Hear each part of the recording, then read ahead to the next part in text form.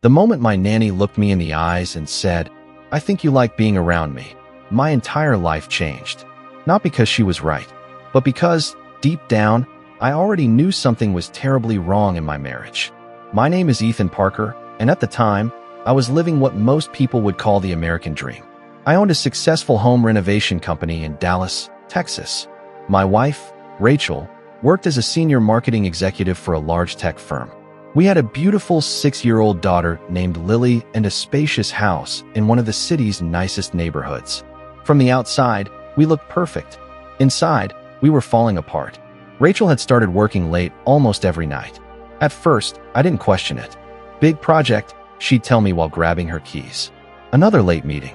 Just a few more weeks. Weeks turned into months. Soon, she wasn't getting home until 10 or 11 at night. Some nights, she wouldn't even make eye contact when she walked through the door. Meanwhile, our nanny, Madison Carter, became the person who spent the most time with Lily. Madison was 28, responsible, kind, and incredibly good with children. Lily adored her. Honestly, so did I. Not romantically. At least that's what I kept telling myself. Madison listened when I talked. She asked how my day went. She laughed at my terrible jokes. She noticed when I was exhausted. Things my own wife hadn't done in months. One evening, after Lily had gone to bed, Madison was cleaning up crayons from the dining table. I was standing nearby drinking coffee. The house felt unusually quiet. "Rachel working late again?" Madison asked. I sighed. "Yeah." She nodded slowly. Then she looked directly at me. "I think you like being around me." I nearly dropped my mug. "What? You seem happier when I'm here." The room went silent. I opened my mouth to respond, but no words came out. Because the truth was complicated. Before I could answer, Madison grabbed her purse. Forget I said that. She left. I stood alone in the kitchen.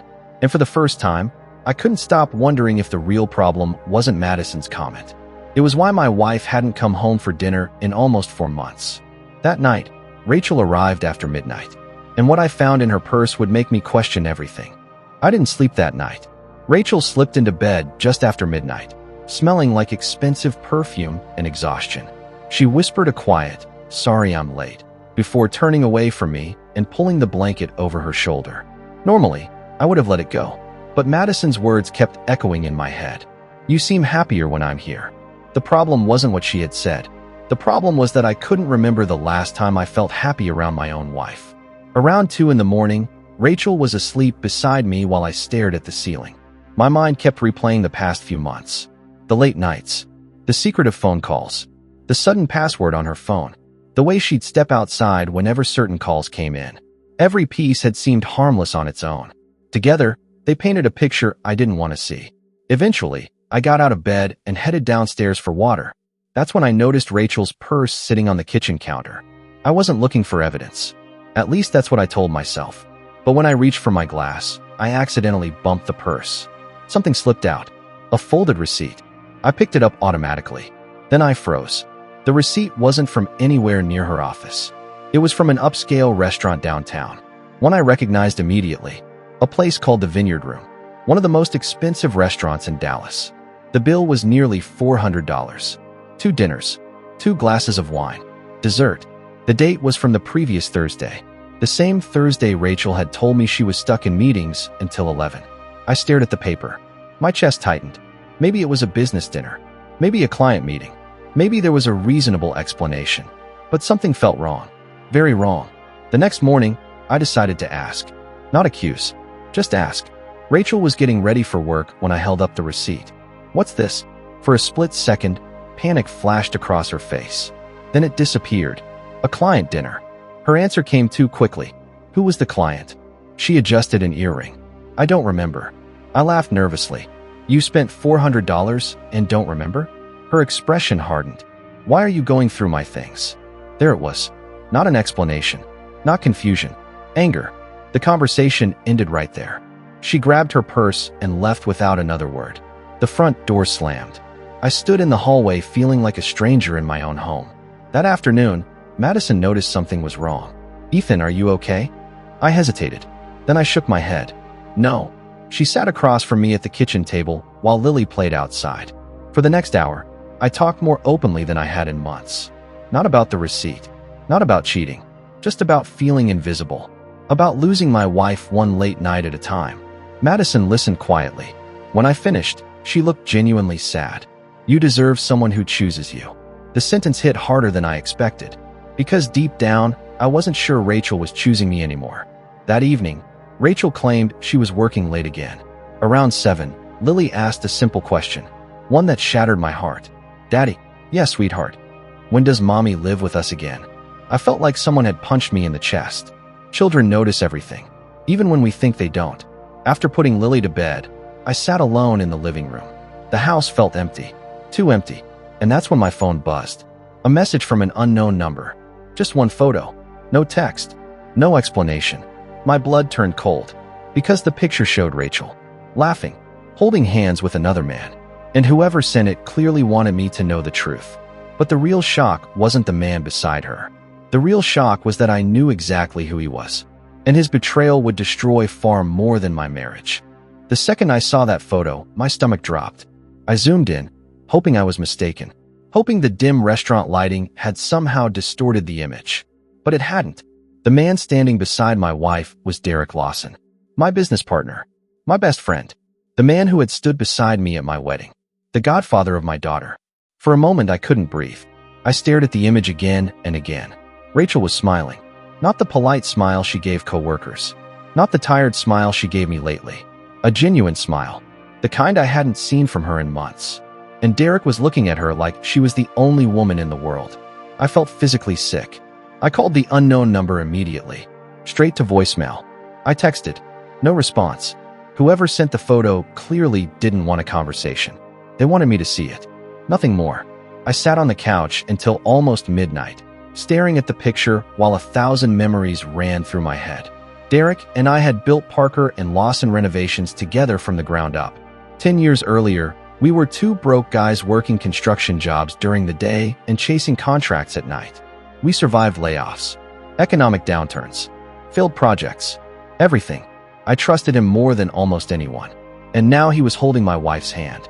When Rachel finally came home, I was waiting. The photo sat on the coffee table. She froze the second she saw it. The color drained from her face. Ethan, I stood slowly. How long? She looked terrified. What are you talking about? I laughed bitterly. No, we're not doing that. I held up the phone. How long? For several seconds, she didn't speak. Then tears appeared in her eyes. And somehow that hurt even more. Because innocent people usually have answers. Guilty people cry. It's not what you think. The oldest lie in human history. I felt anger rising inside me. Then tell me what it is. Rachel sat down. Her hands were shaking. For a moment, I almost felt sorry for her. Then she whispered something that shattered my world. It's been 8 months. 8 months. Nearly a year. 8 months of lies. 8 months of fake meetings. 8 months of pretending. I couldn't process it. I honestly couldn't. My marriage hadn't just been damaged. It had been dead for months. The only person who hadn't known was me. And then Rachel revealed something even worse. Something involving my company. Something involving money. Something involving Derek. And by the time she finished talking, I realized losing my wife was about to become the smallest problem in my life. For a few seconds after Rachel admitted the affair, I couldn't hear anything.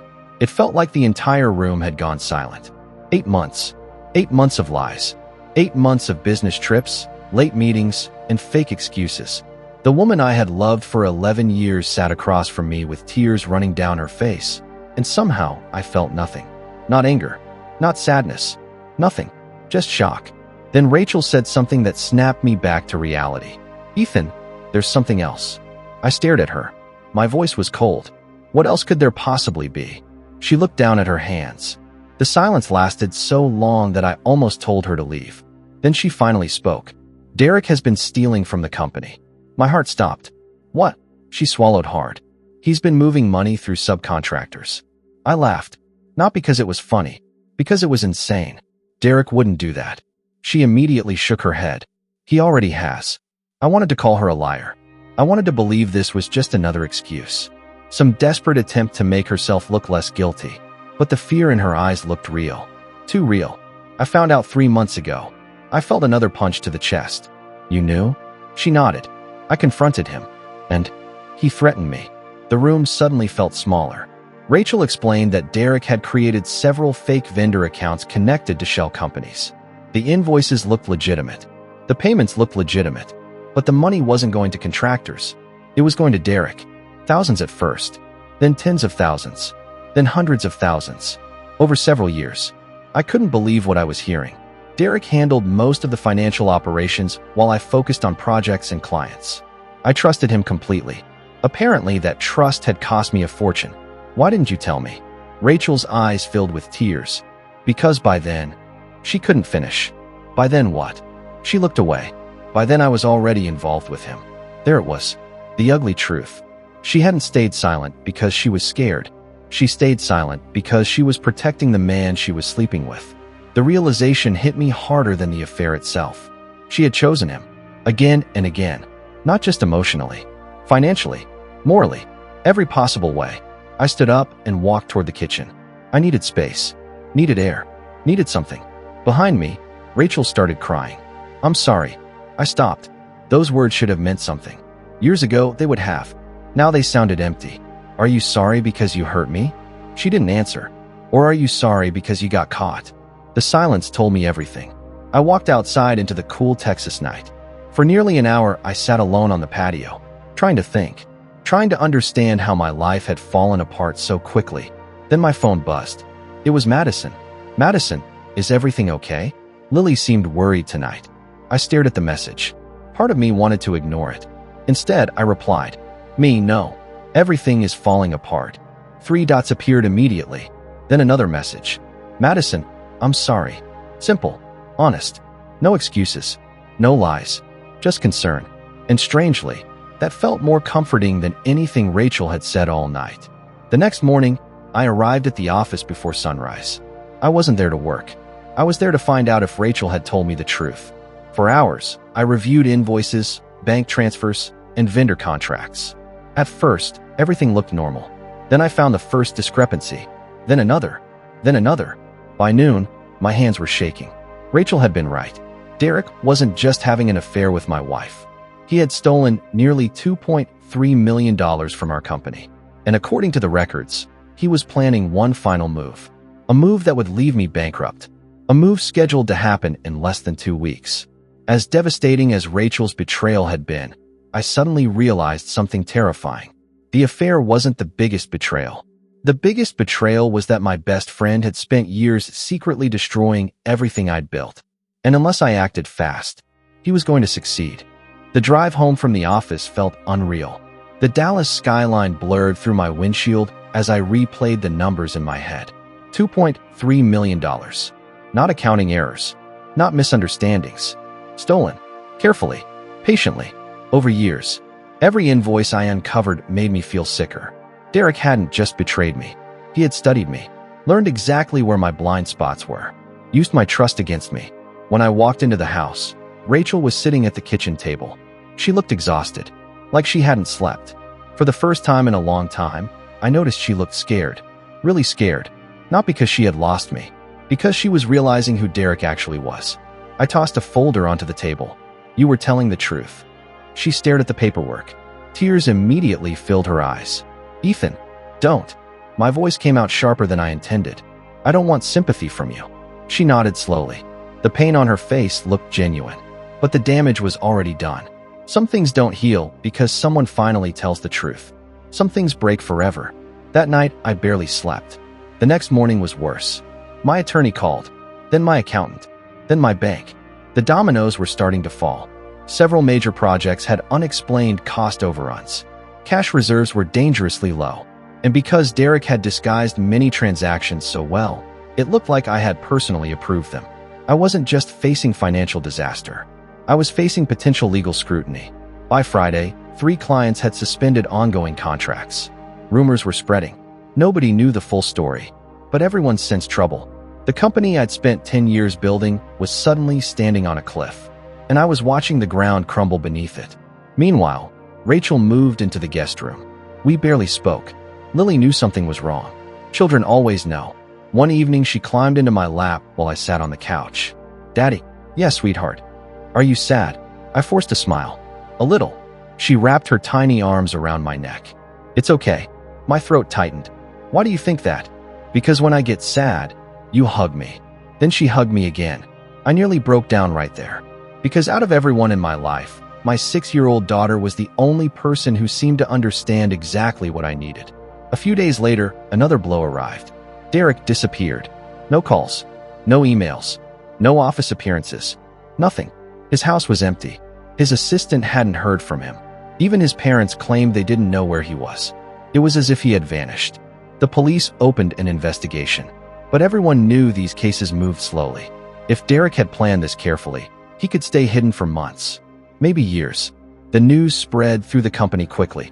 Employees panicked. Several quit. Suppliers demanded guarantees. Investors started asking questions. Every day brought another problem, another bill, another headache, another reminder that everything I built was collapsing. Then came the final punch. One Thursday afternoon, my attorney called. "Ethan, there's something you need to know." His tone immediately worried me. "What is it?" "We found documents." My stomach dropped. "What documents?" "There was a transfer agreement." I gripped the phone tighter. "What kind of transfer?" Silence. Then, Derek was trying to acquire controlling ownership of the company. The room spun. I sat down hard in my office chair. Years of planning. This wasn't random theft. This wasn't greed. This was a takeover. He had been positioning himself to steal the entire company. My future, my daughter's inheritance, everything. When the call ended, I sat alone in my dark office. The sun had already set outside. I stared through the glass windows at the city lights. For the first time in my life, I felt completely defeated. My marriage was broken. My best friend had betrayed me. My business was falling apart. My reputation was damaged. And I had no idea how to stop any of it. Then my phone buzzed. A text from Madison. Just 3 words. "Check your email." Confused, I opened my inbox. There was one message. No subject line. No name. Attached was a video file. I clicked play. 5 seconds later, I sat straight up. 10 seconds later, my heart started racing. 30 seconds later, I realized everything was about to change. Because somehow, Madison had found evidence that could destroy Derek forever and expose a secret even Rachel didn't know. I stared at the screen in disbelief. The video had been recorded on a security camera, not from my office, not from Derek's house, from my own home, specifically the detached garage apartment we rarely used. The timestamp was from 3 months earlier. The image quality wasn't perfect, but it was clear enough. Derek was there, and so was Rachel.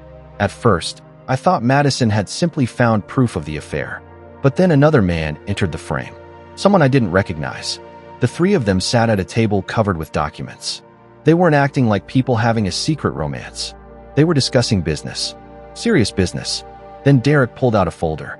Even through the grainy footage, I could recognize my company logo. My stomach tightened. The video continued. The unknown man pointed to several pages. Rachel looked nervous. Derek looked confident. And then I heard something that changed everything. The camera had audio. Not perfect audio, but enough. "Once Ethan signs the expansion paperwork, it's over," Derek said. The unknown man laughed.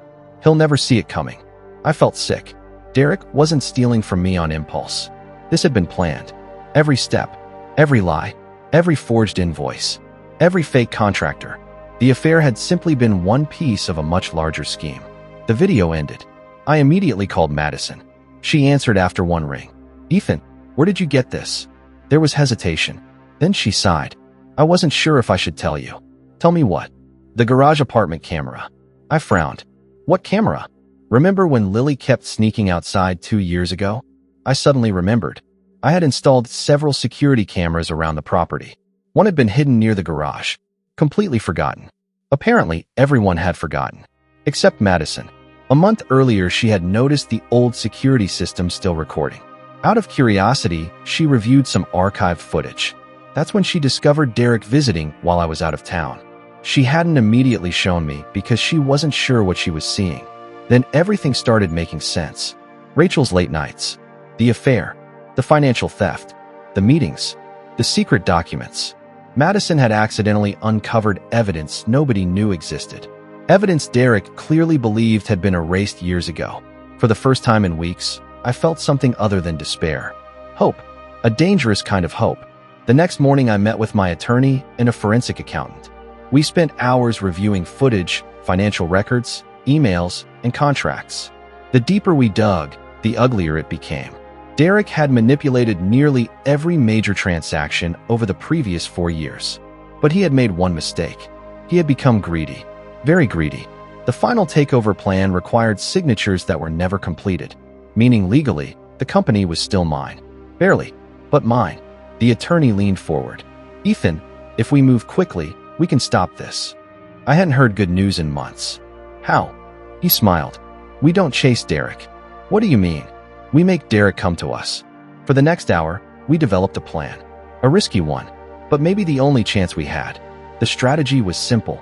We would publicly announce a massive new commercial development project. A project worth tens of millions. A project Derek had been obsessed with for years. The project didn't actually exist. It was bait.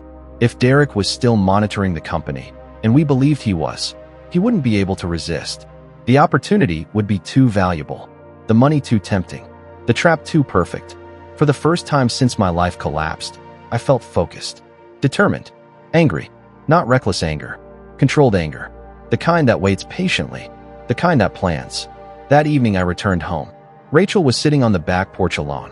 She looked up as I approached. "You found him." I sat down across from her. "No, but..." I looked toward the sunset. "I found a way to bring him out." For several seconds, she said nothing. Then she quietly asked, "Do you hate me?" The question caught me off guard. I thought about it honestly. After everything she'd done, after every lie, after every betrayal, the answer surprised even me. No. Tears immediately filled her eyes. "I probably should." Rachel started crying softly. For the first time, I saw genuine regret. Not fear. Not guilt over being caught. Regret. But some damage can't be undone. Some bridges burned too completely. As darkness settled over the backyard, I received a message from my attorney. The trap was ready. The announcement would go public the next morning.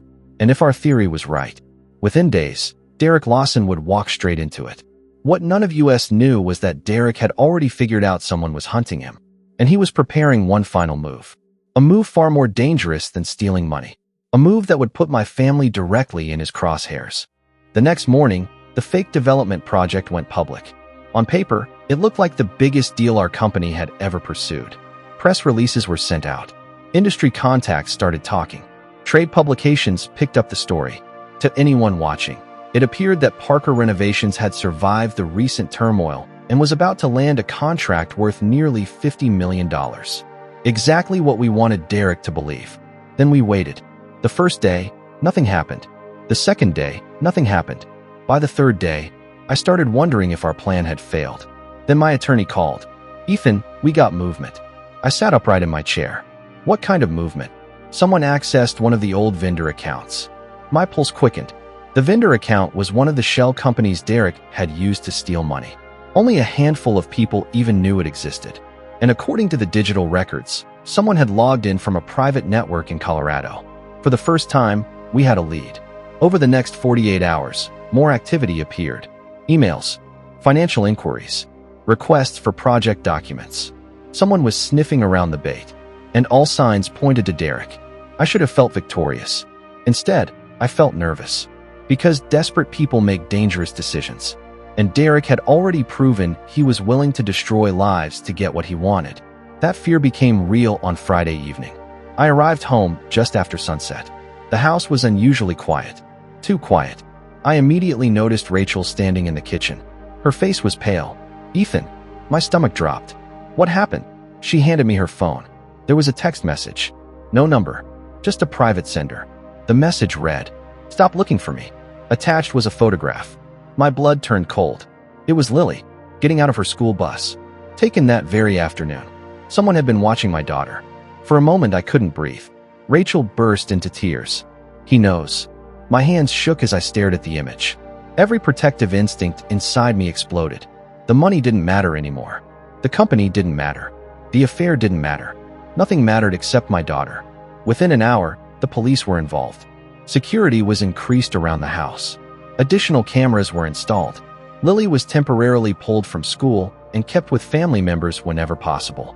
I tried to stay calm for her sake, but inside I was terrified. That night, I barely slept. Around 2 in the morning, I walked downstairs and found Madison sitting at the kitchen table. She had volunteered to stay late because nobody wanted Lily left alone. Neither of us spoke for a moment. Then she quietly asked, "Are you okay?" I laughed bitterly. "No." She nodded. "Me neither." For the first time, I noticed how exhausted she looked. Madison had been carrying this burden too. Helping Lily. Helping me. Watching our family collapse from the inside. And somehow she never walked away. "You could have left," I said. She looked surprised. "What?" "When all this started." She smiled sadly. "I care about Lily." Then she hesitated. "And I care about you." The room fell silent. Not awkward, just honest. For months, I'd ignored what was happening between us. Not romance, not an affair, something simpler. Trust, respect, comfort, the things my marriage had slowly lost. Before either of us could say more, my phone rang. My attorney, at 2:17 a.m. That couldn't be good. I answered immediately. "Ethan." His voice sounded urgent. "We found him." I stood up so fast my chair nearly tipped over. "What?" "We found Derek." My heart pounded. "Where?" He took the bait. I grabbed my keys. "Tell me." There was a pause. Then my attorney gave me an address. A luxury hotel outside Denver. Derek had scheduled a private meeting with investors. Investors he believed could help him seize control of the company. The meeting was happening the next day. For months, Derek had been running. For months, he'd hidden in the shadows. Now he thought he was about to win. He had no idea federal investigators were already preparing to walk through those hotel doors. I looked at Madison, then at Rachel standing silently in the hallway.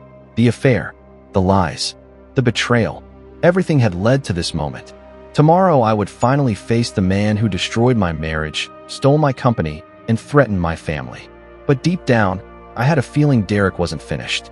Men like him never surrender quietly. And if I knew Derek at all, the most dangerous part of this story was still ahead. I barely slept the night before the trip to Denver. Every time I closed my eyes, I saw Lily getting off that school bus. I saw Rachel's tears. I saw the photo of Derek holding her hand. Most of all, I saw 10 years of friendship being revealed as one giant lie. By sunrise, I was on a plane with my attorney and 2 federal investigators. Nobody talked much. The mood was tense, focused. We all knew this wasn't just about recovering stolen money anymore. This was about ending the damage before Derek hurt anyone else. The hotel sat against the backdrop of the Colorado mountains.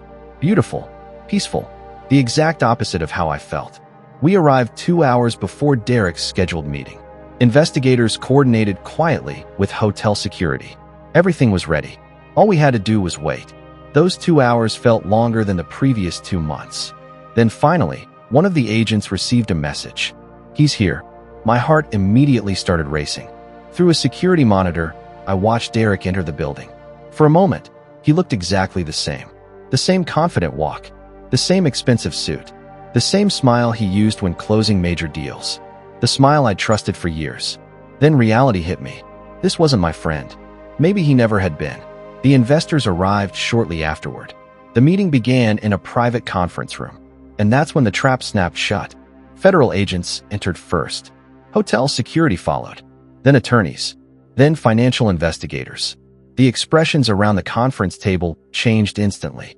Confusion, shock, fear. Finally, Derek looked up and saw me standing in the doorway. I'll never forget his face. For the first time since this nightmare started, he looked nervous. "Ethan." I stepped inside. Neither of us smiled.